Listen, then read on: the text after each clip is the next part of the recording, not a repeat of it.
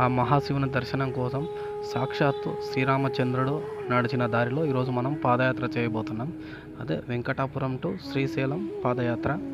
రండి ఏ విధంగా వెళ్ళాలో చూద్దాం. హాయ్ ఫ్రెండ్స్, ఈరోజు మనం వెంకటాపురం నుంచి శ్రీశైలం పాదయాత్రగా వెళ్ళబోతున్నాం. రండి ఈ పాదయాత్రలో మనం ఏమేమి చూడబోతున్నాం, ఎలా వెళ్ళాలి అనే పూర్తి వివరాలు ఇప్పుడు మనం ఈ వీడియోలో చూద్దాం. ముందుగా మన పాదయాత్ర అయితే వెంకటాపురం గణేష్ టెంపుల్ దగ్గర దర్శనం చేసుకొని అక్కడ నుంచి గణేష్ని ఆశీర్వాదంతో మనం ఈ పాదయాత్ర స్టార్ట్ చేయబోతున్నాం.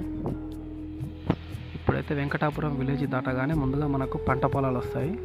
ఇక్కడ చూస్తున్నాం కదా, ఈ పంట పొలాల్లో నీళ్ళు ఉన్నాయి. ఈ వాటర్ దాటుకుంటూ మనం ఇప్పుడు అడవి మార్గంలోకి ఎంట్రీ కాబోతున్నాం. మనకి ఈ పాదయాత్రలో మధ్యలో అక్కడక్కడ మనకు అరటి పండ్ల పంపిణీ, అలాగే మజ్జిగ పంపిణీ కార్యక్రమాలు కూడా చాలామంది చేస్తుంటారు. మేమైతే మార్గం మధ్యలో అరటి పండ్లు మజ్జిగ తాగి మళ్ళీ మా పాదయాత్ర మొదలుపెట్టాము. కొంచెం దూరం వెళ్ళగానే మనకు ఇక్కడ మొదటి చెక్ పాయింట్ కనిపిస్తుంది. మనకు ఇక్కడ సిగరెట్, బీడీ, అలాగే అగ్నికి సంబంధించిన ఏటువైనా అడవిలోకి నో ఎంట్రీ. అలాగే 1 లీటర్ వాటర్ బాటిల్స్ కూడా not allowed. Only 2 litres water bottles మాత్రమే అలౌ చేస్తున్నారు. అందుకని పూర్తిగా చెకింగ్ చేసి మనల్ని ఇక్కడ నుంచి పంపించడం జరుగుతుంది. అలాగే మనకు మార్గ మధ్యలో కూడా అన్నదాన కార్యక్రమం, అలాగే మెడికల్ ఫెసిలిటీ కూడా ఇక్కడ అందుబాటులో ఉంది.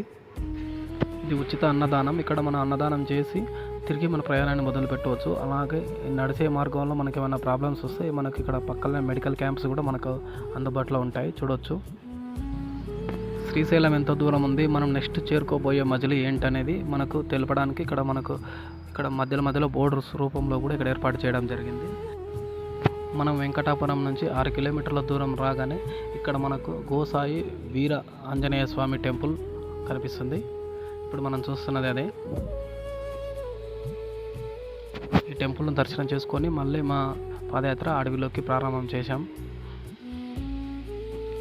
అడవి మార్గంలో మనం దారి తప్పకుండా ఉండడానికి అడవిలో మధ్యలో మనకి ఇలాంటి బోర్డులు కనిపిస్తుంటాయి. వాటిని చూస్తూ గమనించుకుంటూ వెళ్ళిపోవచ్చు సేఫ్గా. మనం ఆంజనేయ స్వామి టెంపుల్ నుంచి 1 కిలోమీటర్ దూరం రాగానే మనకి ఇక్కడ ఒక మసీదు కనిపిస్తుంది.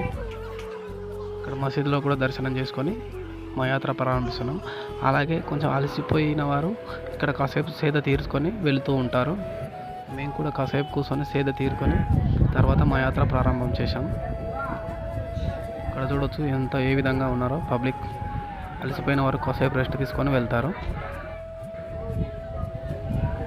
మసీద్ దాటగానే మనకు ఒక చిన్న విలేజ్ వస్తుంది. ఆ విలేజ్ దాటగానే మనకు రాములవారి టెంపుల్ వస్తుంది. అక్కడ కూడా మనకు అన్నదాన కార్యక్రమం ఉంటుంది. తినాలనుకున్న వారు ఇక్కడ కూడా మన అన్నదానం చేసి వారి యాత్ర ప్రారంభించవచ్చు. ఇదే అది.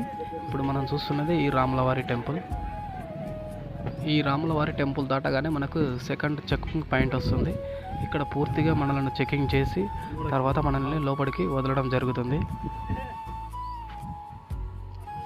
ఇక్కడ ప్రతి ఒక్కరిని బ్యాగ్స్ అలాగే మొత్తం చెకింగ్ చేసి నీట్గా బాటిల్స్, ఏమన్నా మ్యాచ్ బ్యాగ్స్ అలాంటివి ఏమైనా ఉంటే పూర్తిగా తీసుకొని పర్ఫెక్ట్గా చెక్ చేసి వదలడం జరుగుతుంది. మేము చెకింగ్ చేయించుకొని మా యాత్ర మళ్ళీ స్టార్ట్ చేశాం. ఈ చెక్ పాయింట్ దగ్గరనే మనకు ఇక్కడ మెడికల్ క్యాంప్ కూడా అవైలబుల్లో ఉంటుంది. నడవలేని వాళ్ళు, కాళ్ళకు నొప్పులైన వారు లేదా పుండ్లైన వారు, నడిచేటప్పుడు గాయాలైన వారు ఇక్కడ మనకు ట్రీట్మెంట్ తీసుకొని మళ్ళీ వారి యాత్ర ప్రారంభిస్తారు. అలాగే ఇక్కడ పక్కన మనకు మజ్జిగ సెంటర్ కూడా ఉంది, ఫ్రీ. ఇది చూడొచ్చు. ఇప్పుడు పూర్తిగా మనం అయితే అడవిలోకి ఎంట్రీ కాబోతున్నాం. మనం ఆంజనేయ స్వామి టెంపుల్ దగ్గర నుంచి ఇక్కడ నాగలుటి వీరభద్రస్వామి టెంపుల్ దగ్గరికి రావడానికి ఒక 9 కిలోమీటర్స్ ఉంటుంది. ఈ 9 కిలోమీటర్స్ దాటగానే మనకి ఇక్కడ వీరభద్రస్వామి టెంపుల్ కనిపిస్తుంది. ఇప్పుడు మనం చూస్తున్న టెంపుల్ అది. లోపలికి వెళ్ళి దర్శనం చేసుకొని మళ్ళీ మా యాత్ర స్టార్ట్ చేయబోతున్నాం. లోపల ఈ విధంగా ఉంటుంది టెంపుల్, చూడొచ్చు.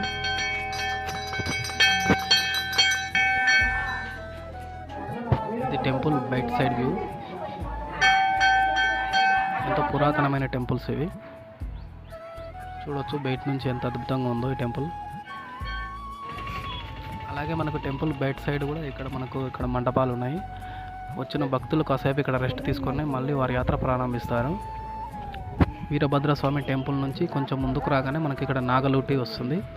ఇక్కడే మనకు ఫుడ్, అలాగే మెడికల్, అలాగే మంచినీరు అన్నీ ఇక్కడ మనకు అందుబాటులో ఉంటాయి. మనం చూస్తున్నది ఈ నాగలోటి ఇది. అలాగే మనకి ఇక్కడ 2 గుండాలు ఉంటాయి. ఒకటి స్నానం చేయడానికి, ఒకటి తాగునీరు కోసం వాడడం జరుగుతుంది. ఇది మనం చూస్తున్నది తాగునీటి గుండం. ఇక్కడనే మంచినీళ్ళు దొరుకుతుంటాయి, చాలా స్వచ్ఛమైనవి ఇవి. అలాగే ఇక్కడ మనకు అన్నదాన కార్యక్రమం కూడా చేస్తూ ఉంటారు, చూడవచ్చు. ఇక్కడ మనం చూస్తున్నది అన్నదాన కార్యక్రమం. ఇప్పుడు మనం చూస్తున్నది మొదటి మెట్టు. ఇక్కడ నుంచి మనకు మెట్ల మార్గం స్టార్ట్ కాబోతుంది. అందుకని భక్తులు ఇక్కడ కొబ్బరికాయ కొట్టి తమ యాత్ర సాపుగా సాగాలని ఇక్కడ దేవుని మొక్కుకుంటూ వెళ్తూ ఉంటారు. ఇక్కడ నుంచి పూర్తిగా మెట్ల మార్గం ద్వారా మనం పైకి వెళ్ళాల్సి ఉంటుంది. ఈ మెట్ల మార్గం ద్వారా మనకు పైకి రాగానే ముందుగా మనకు ఒక గాలి గోపురం కనిపిస్తుంది. చూడవచ్చు ఎంత అద్భుతంగా ఉందో.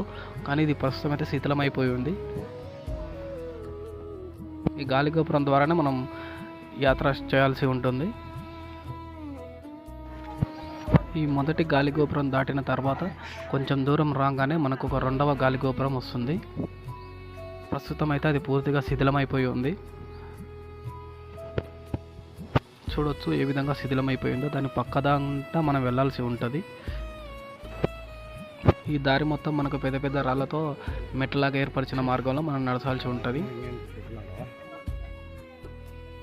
అలాగే కొంచెం ముందుకు రాగానే మనకి ఇక్కడ టెంట్లు వేసుకుని ఈ విధంగా కనిపిస్తూ ఉంటాయి.